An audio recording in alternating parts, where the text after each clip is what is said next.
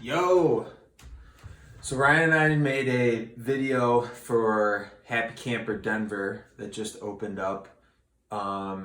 They have some locations in Chicago, so we were already familiar with the restaurant.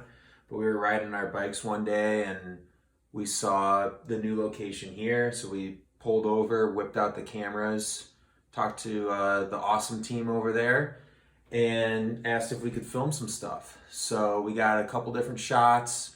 Ryan had the drone up, which was awesome. And then we took that back.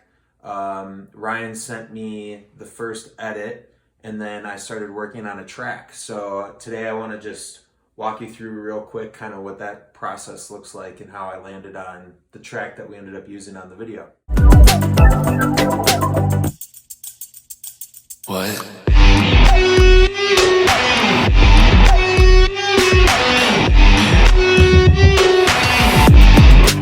What'll happen is Ryan will make a quick edit, and he'll send me over kind of the first cut.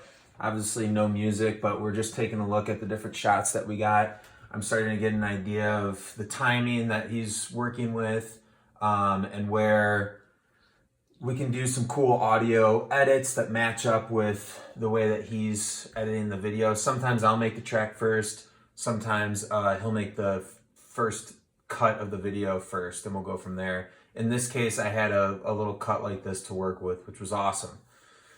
So as you can see, like, pretty quick pace. I was thinking something around like 100 to 120 BPM, a little faster pace, kind of guitar driven, kind of indie dance vibe going on, like good summer tune for being outside with this new patio and everything they've got. So from there, I took the video and dropped it straight into Logic, so that as I'm writing the track, I can follow along with where his edits are, and then he can go back in and kind of polish it up. So the first thing I started out with was actually making the drum loop. I started with the kicks. I've been doing this new thing where I'll pick two different kicks to use, and that'll help kind of like give it a little bit more movement and like a natural feel. So I had these two different ones going. I brought in two different snares, and this is feeling good with like the pace of the video. Added in a couple snare rolls, and then I brought in the shaker. So once I had this beat rolling, I then, as I typically do, I'll go to Splice for just some inspiration. I ended up coming across this cool synth sample. Sounds like this. I thought that was a cool kind of indie rock sample that could just sit above all the other instruments. So that, along with the beat, was sounding really good. From there, I brought out the bass, and I wrote a little bass line. I record on just this little Scarlett that works perfectly for home studio. I did that straight into Native Instruments guitar rig. I went with the wide stereo bass preset and then just kind of tweaked a few things in here. But I really dig the Native Instruments guitar rig for bass especially. I feel like it gets a good tone. So I landed on this. I liked how it was just one note at the beginning, just kind of driving the whole time. And then towards the end, I switched up the bass. So that, along with the sample and the drum kit. So that's a nice groove going. I found I made a little synth ARP that I threw on there. Everything's in the key of G for this one. I thought that'd be a good kind of happy key, G AC Nature for outdoor patio vibe. So that was like the core of the whole thing. For the intro, I added in just a couple effects and things to kind of get it going, like a quick little tom fill. For this little section here, I saw that Ryan kind of was making the edit going from the drone footage up top, and then we were coming in closer into the restaurant. So I wanted to do a little gap here in the music. So I added in like a one-shot synth, 2 of them there, and then brought in kind of this vocal whoop sound to kind of build some tension in this like second half. So that the whole thing, let's go from the beginning.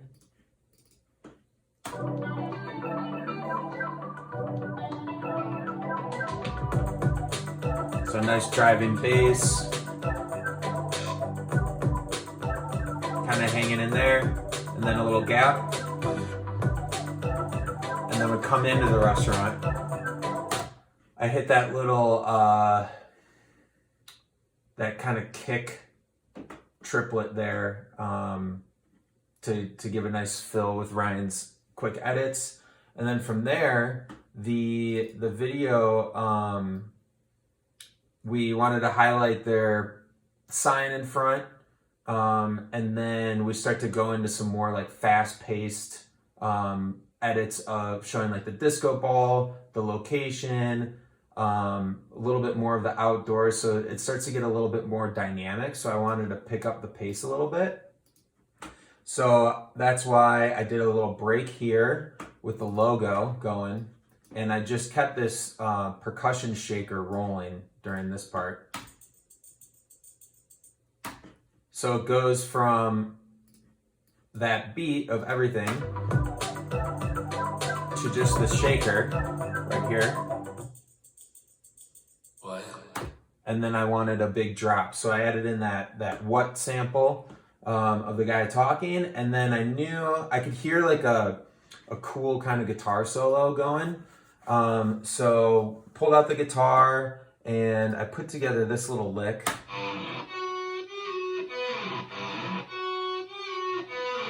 Which I thought was cool, especially with like the way the bass line was pumping.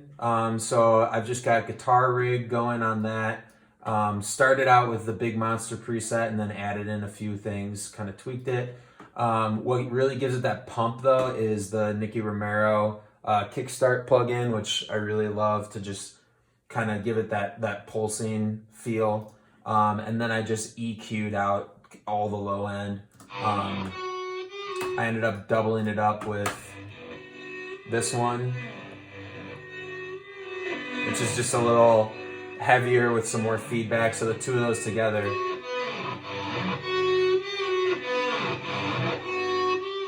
I wanted a more energetic, crazy drum loop, so I found this.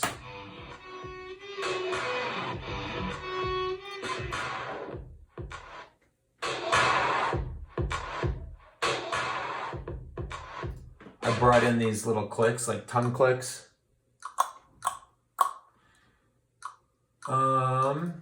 Still got the whoop going, and then just some guitar feedback stuff. So going from just before that into this little drop sounds like this.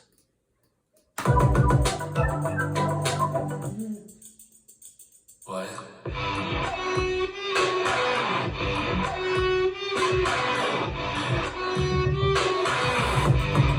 And then I brought it back down to the old bass line, and that kind of takes you out of the video. So all of that together, with, you know, dropping in a couple of these little effects at the end, giving it some downlifters and a swoosh out as we pan out, that kind of wraps up the whole thing. And the video sits right at about 35 seconds. So that was the process for this video. I think it turned out really well. Happy Camper was very pleased with it, and Ryan and I are really proud of this one. So that's all the work that goes into just a quick 35-second video, but it's a ton of fun and always learning a lot.